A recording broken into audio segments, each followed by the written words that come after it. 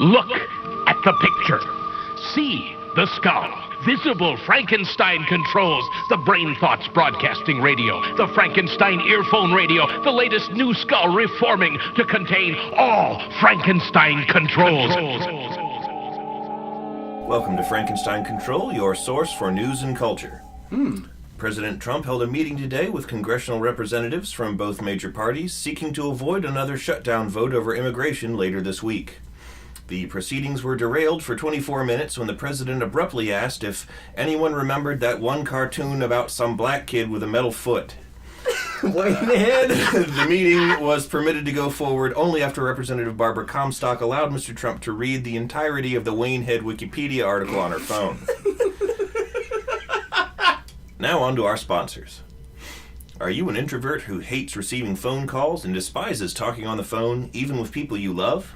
Do upcoming but necessary telephone conversations fill you with a level of anxiety most people reserve for thoracic surgery? Verizon wants you to know that they may be able to help with some of that. Repetitive telephone calls can seem incessant and be incredibly disruptive to one's concentration. That's why this spring, Verizon Bundle customers can start adding Fuck Off, our new alternative answering service to existing land and mobile lines, starting at just $14.99 a month. Fuck Off is an alternative to voicemail.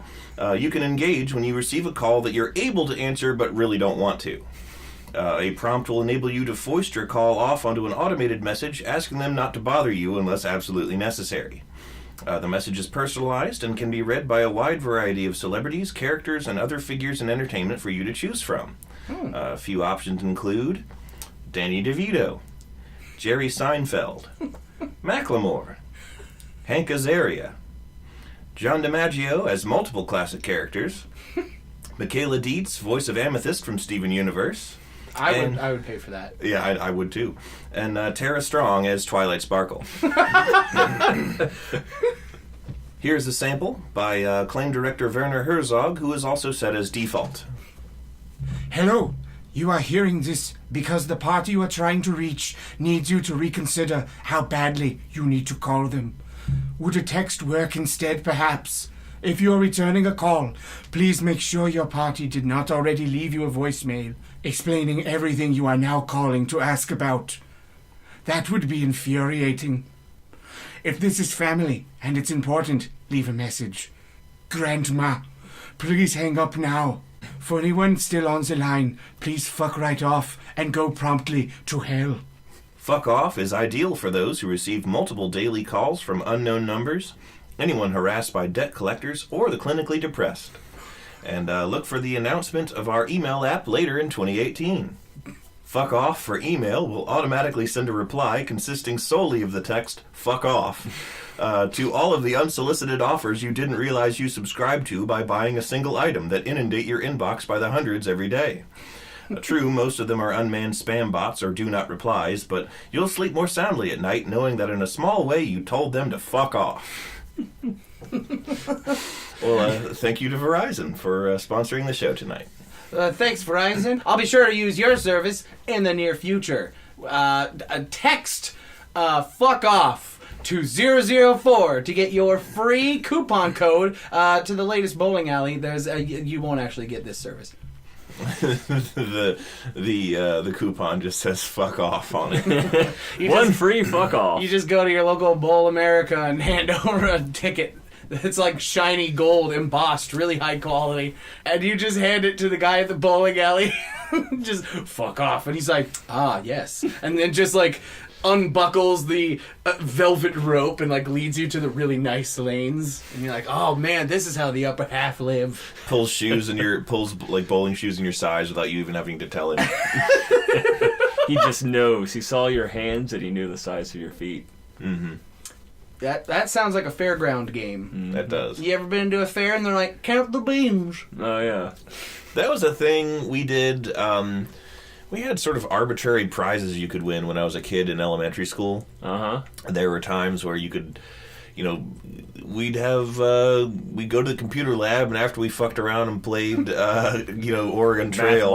Math Blaster and Oregon Trail. Garfield teaches typing. Kid and all. Picks. Wow, Kid Picks. I forgot all about. Wow, that's a blast from the past. Later did we know that years later they'd come up with a sequel. dick pics. And it's very popular these days, what I hear, especially with the Senate. Yeah. Oh, no. Yeah, but we'd be messing around on the old 94 Pentiums, those big old white box of computers that came in the cow boxes. Hey, dog. Oh, yeah. Those are fucking gateways, first off. I know, because we had a cow computer. It was a gateway. cowputer? A cowputer. It was powered by dung.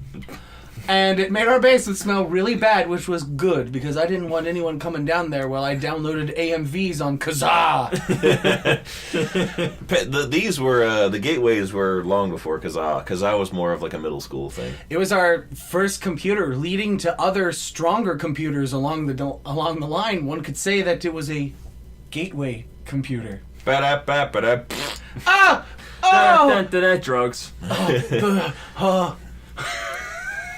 I'm really itching, man. And that's what I was doing, but like midway through doing my insensitive DTs sounds, it just sounds like Ansem. Yeah. Sounds like Tune into our last episode to find out about that, because I don't feel like explaining it. Or save yourself the trouble and don't. No, do! Please, go back! We need the views! Make it animate it. Somebody animate it. Please don't. Please do. So, welcome at last. It is that time again. This week's Frankenstein Control. I'm your host, where the McRib comes from, Taylor Russell. To my left is Ada. I'm Ada, and I'm the machine that pumps out all the chicken nuggets that you eat at McDonald's. It's not chicken. It's not really meat either. We're not sure what it is, but it comes out of me, and people seem to like it, so why stop? I mean, you deep fry anything, and it's good. Especially if you dip it in ranch. And the person I cut off earlier, right in front of me, as always, Brian Parrish. It's me, B-Rye. I'm the man made of ASCII code printed on a 90s side holes printer. Took a really long time. But when you got it up there at the top of your game FAQ, it's gonna look real good. Yeah. Man. It's gonna look real good. Welcome to Nostalgia Day, apparently. Yeah. Talking about all the old things. Digital nostalgia. Did you guys ever have a computer with Windows Me on it? Yes. Windows Me. What is Windows Me? Well, first off, it wasn't a dirty command that you give somebody in the bedroom. Yeah. Windows Me. Yeah, Ew. Windows Me was basically a operating system based off of Windows. It was Windows, but it was just really shitty. Mm-hmm. And we had it on our family computer, and we went to E-Bombs World too many times, and just got that thing fucked up with viruses. Well, to be perfectly honest, not that hard to fuck up a Windows ME computer. That's for damn sure. Yeah. My family had one too, and I tell you what, the Windows XP computer running at my old pappy's house, it took all the Kazaa you could throw at it, and it only got 500 viruses. The one at my mom's house, we had Windows ME, and we used fucking CompuServe. Woo! That was a good one. If you don't know what that is, don't Wikipedia it. It will suck your soul out. CompuServe was a shitty internet service provider that gave us many a great pain back in the old days, and combined, basically, Windows ME combined with CompuServe basically made a Captain Planet of problems. The power was never yours! The longest running operating system I remember that we used was just Windows 98. Yeah. We had that one for a long time, Windows 98, but I don't remember what we had before that. I wasn't really interested in the computer before that, except I wanted my mom to constantly play the soundtrack. Unintentional burp. That's what happens when you drink water while you're doing stuff. I wanted my mom to always play the soundtrack to Pulp Fiction, which I was not allowed to watch, but which I liked the music of. And Mom would begrudgingly play the soundtrack once more for me on the old computer that was in her room. Yeah. And we'd also play like Myst and Zork and what else? And other one-syllable funny-sounding things. Myst, Zork, Bomph, Rump. All the hits. Did either of you get anywhere in Myst? Hell no. I was way too fucking Mom stupid. beat a couple of them. I mean, I watched her play, and sometimes I solved puzzles. Oh, we also played the Monkey Island games that are really good. Monkey Island. I played one of those, and it was really good. I can't remember which one it was. It was one of the newer ones. Yeah. I mean, not like new by today's standards, but it didn't have like beep boop graphics or anything like that. Oh God! It was This one was like cartoony and cel shaded yes, and it was. fun. It definitely was cartoony. It wasn't cel shaded. It was like animated. Yeah, 2D animations and full voice acting. All Yeah. that cool jazz. It's the game that taught me the word cumbersome. Because if you click on stuff a number of times, Guybrush will say different things. So, like, if you're just trying to click on various objects that aren't important to the puzzle, he'll be like, I'm not picking that up. I'm not picking that up. It's too cumbersome for me to pick up. And I was like, cumbersome. That's a good word. I will use that and appear smart. I remember what my mom and I really liked was the Grim Fandango. That was a good game. I played a little bit of that with Kempa and some other people back when I used to live in Sterling. We played some of that. It was good. It was good and funny and pretty clever, but a lot of the puzzles are like, how the fuck was I supposed to figure that out? Yeah, that's a 90s point and click adventure game. Man. I think it was actually that game that taught me about the concept and existence of walkthroughs. Yeah. And I used to look at those, and this was back when you couldn't just pop on over to YouTube, kids. No. You had to go to Best Buy and buy a book. Well, I didn't often do that, although sometimes I did. I got the Primus official strategy guide for all the Nintendo 64 Zelders, and then Twilight Princess and Wind Waker, and then I got Skyward Sword, and me and Zelda stopped talking for a while. I had all of the Prima strategy guide, or Prima strategy. I don't know how you pronounce it. I call it Prima because it sounds like Optimus Prima. Sam, you have to go into the room and light the brazier to open the door. Get the small key. I wasn't allowed to have an N64, and I really, really desperately wanted to play the N64 Zelda games. So instead, I got the strategy guides, even though I didn't have the games, and I used them to draw pictures of Link and Zoras and Gorons. Dude, that was the in my best. binder. That was the best part of having those strategy guides. Yeah.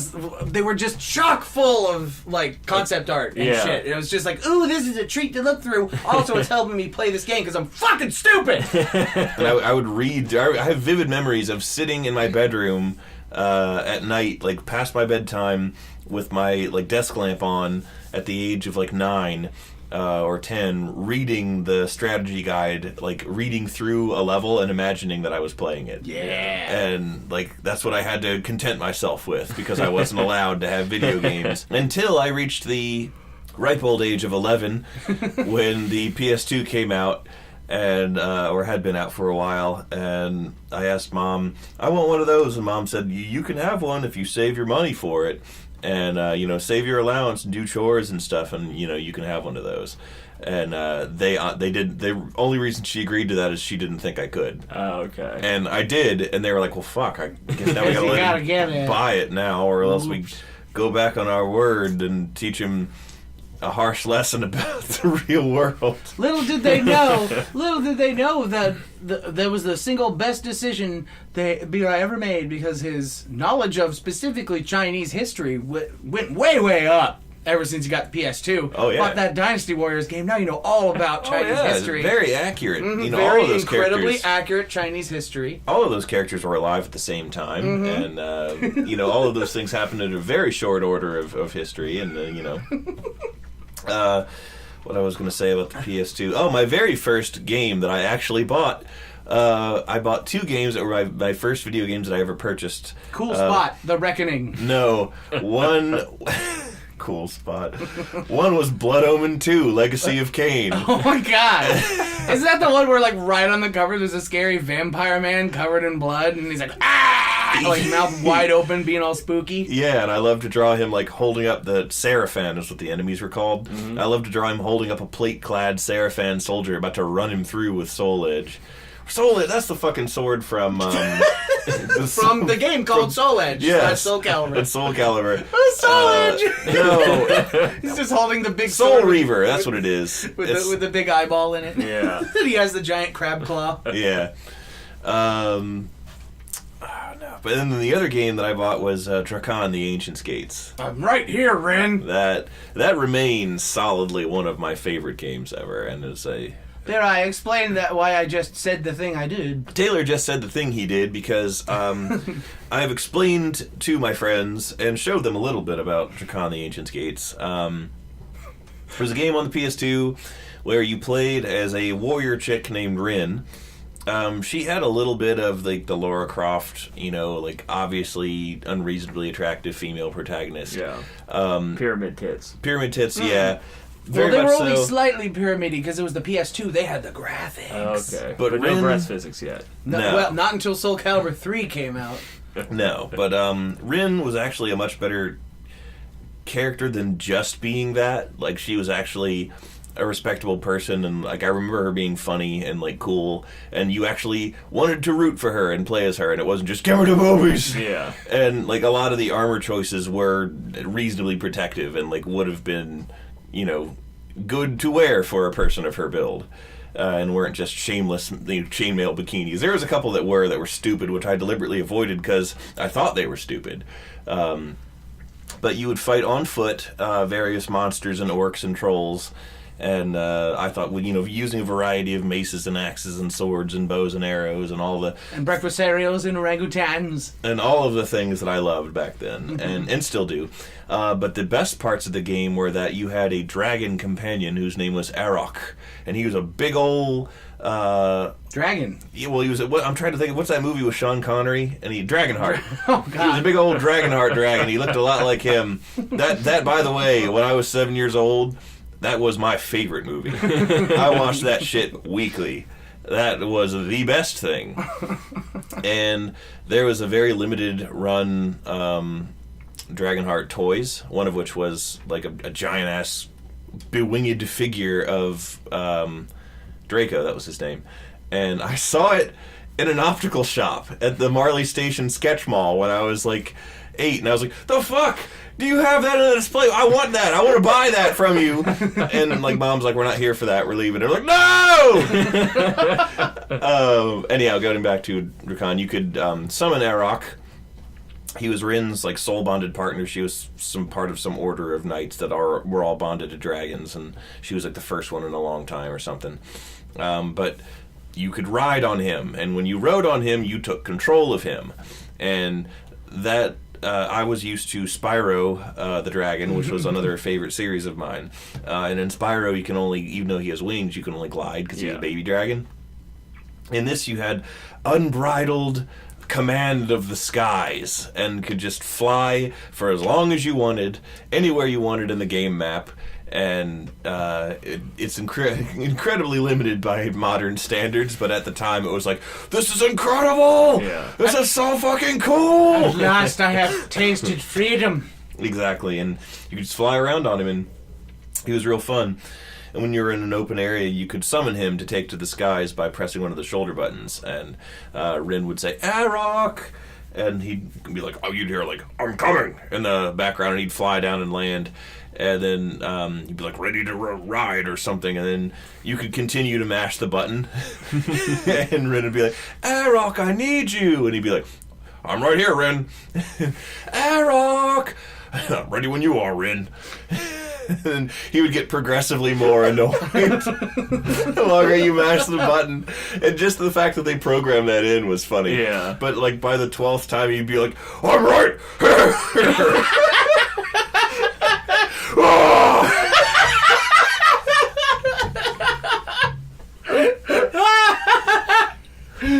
I'm right here, Ren. I'm standing right in front of you, you harpy! I'm standing right here. That was one of his ones that he would, when he was starting to get annoyed, he'd be like, I'm standing right here. Sounds a bit like Worf. He learns very quickly. His whole personality was actually quite similar to Worf's. Really? He's Wolf-like in personality. Yeah. Does he get his ass kicked every time a minor altercation happens, despite him being the fucking command of the guard and on the fucking ship? He's No. like, how does the Star Trek siren go again? Like, yeah, it's like, Commander Wolf, you're needed on the bridge. And he's like, yes, time to get my ass handed to me in about 3 seconds. Here I go. Oh, I've been paralyzed by a barrel. I'll lurch predictably at one of the assailants, allowing them ample time to produce a phaser. Oh, Star Trek. There was a computer game I played in my childhood that I'm going to look up the name of it real quick. Yeah, there's this game called Lost Eden that I played a lot as a kid, and it had a. I remember the name. Yeah, the protagonist shared my name, which was a cool thing at the time, because it's before I really discovered that RPGs were a thing, and like you could name your own character in those kind of games. Like everything else I'd played before was like Mario, where you're always Mario. Yeah. But it was like a point and click adventure type game where you were in this bizarre version of the past where humans and dinosaurs lived together, which was my fucking jam as a kid because Like Dinotopia? Yeah, like Dinotopia, and I was obsessed with dinosaurs as a kid. Oh yeah, who wasn't? So like being able to play through that was just amazing for me, and there are just so many like weird bits and like quotes from the game because it was fully voice acted. That it had a really cool soundtrack that have just stuck with me. Like there's this one character that is not very smart, and he's like an executioner or something, and you like hang out with him for a while, and he's just kind of in your party, and you can just give shit to your party members, and if you give him an apple, he goes, "Ooh, apple, me happy now." That's actually strikingly similar to a quote that's always stuck by me from Drakan, where there's this area called the Andrelian Isles. That was like one of my favorite areas, and the blacksmith there was tetched in the head, and I think his name was.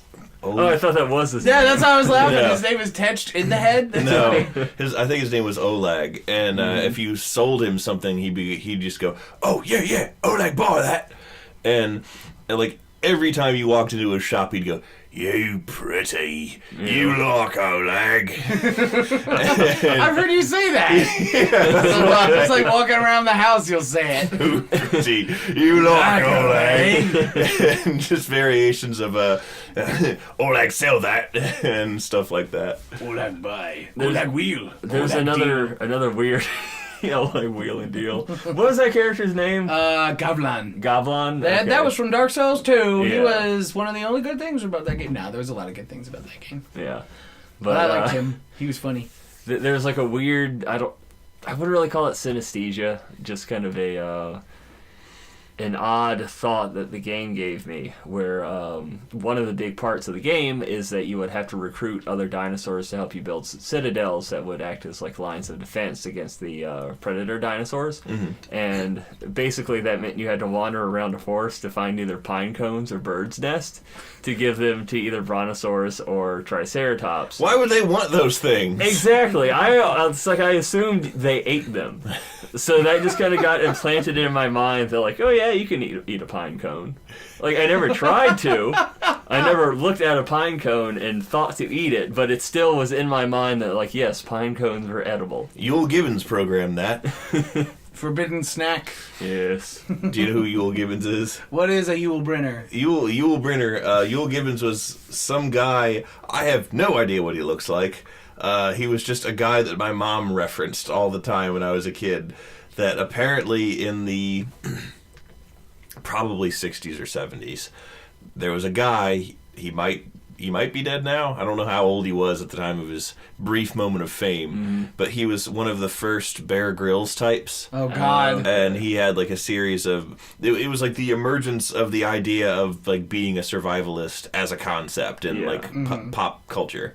And he wrote a book about like how to survive in the wilderness, and like that a lot of things you wouldn't normally think about you can derive sustenance from in an emergency situation, and he'd tell you like how to prepare and cook different kinds of grass or whatever. Yeah. And so at the time, there were a lot of then topical jokes on every like sketch comedy thing from that time, being like, "I'm Euell Gibbons and I want to eat a rock," or "I'm going to eat a pine cone," or something. Luckily, we live in a much more civilized time where we just make jokes about people drinking their own piss. Or eating camel poop. Wringing it out, just dribble that camel sow. Oh, it's not drippy at all. It's like dry little little nuggets. pebbles. You gotta wring it. And he just picks them up and eats them like little cheddar bites. Who is this? Bear Grylls. Next time. He does that in an episode. He's just like, oh wow, camel shit. Oh. He's a coprophile. Yeah, now I'm never going to be able to go to fancy get-togethers ever again. I'm going to go to the fucking office Christmas party, and next thing you know, Taylor, would you like some of these cheddar bites? And I'll go all over, and they'll say, now it's better. The Rare bit, Taylor ambergris. Dipping sauce. the bit that I. Yeah, but you know what? That recipe is going to be on the Frankenstein Control homepage. Please Again, don't. for the next big game, snack, whip it out at home. When you get a touchdown, just zippity-doo-dah, wave it amongst grandmama. Those are words you said. That was a complete incoherent sentence. It was. You just look at the Oxford English Dictionary. There it is. It's all one word. Before we leave the subject of Bear Grylls entirely, I always think of the episode of Conan where he went on. Mm-hmm. Oh, God. And he was telling Conan how to do various things and how to, like, if you're stranded at sea and you find a rock encrusted with seagull poop, you can, like, get water from it or something somehow. And Conan just goes, isn't it better sometimes just to die?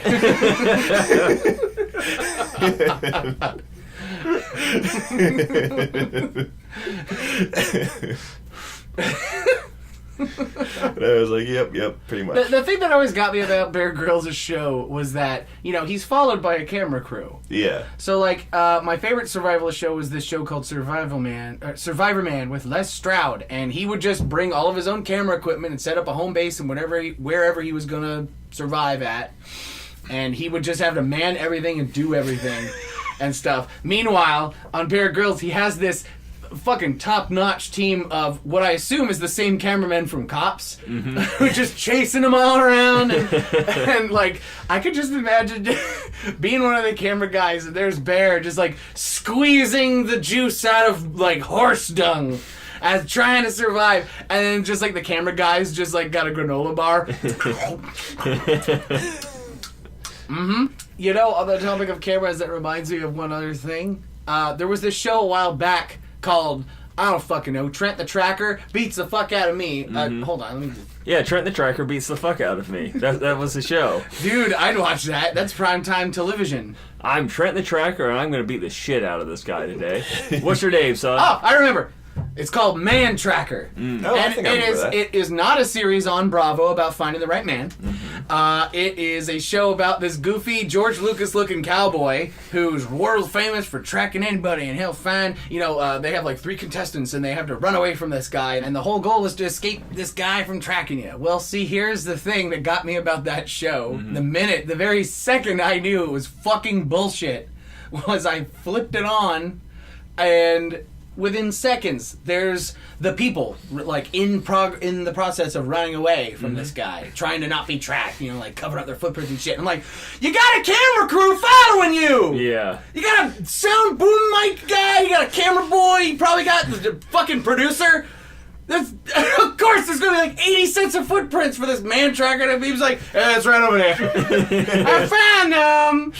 Fucking, that. I think that was the very moment in my life where I was like, I don't think I need to watch TV anymore. Yeah. I think that's just something that's in my past, and I'm just gonna move on to greener pastures because this ain't worth it.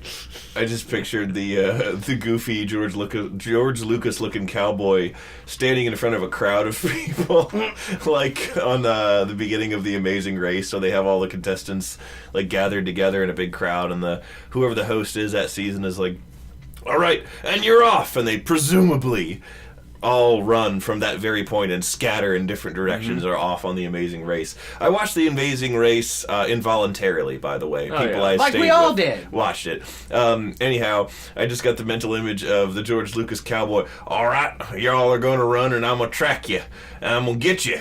And the crowd of people are just there, and he's like, all right, go on now. And they scatter, and as they're running away, he's just shooting at them with a black powder cowboy revolver. Hits and kills one of them. Got one. Ooh, there goes another. Ooh, he's a spurter, that one. Or missing, whichever's funnier. And he doesn't chase them. He stands stock still while he does on his this. horse. Yeah. He always had the horse, from what I remember. He was going around riding it. He was basically a centaur. Yeah.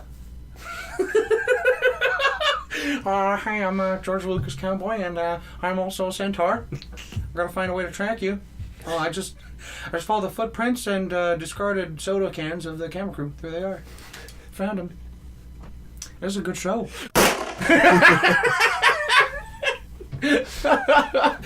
All your camera guys are wearing sashimonos for some reason.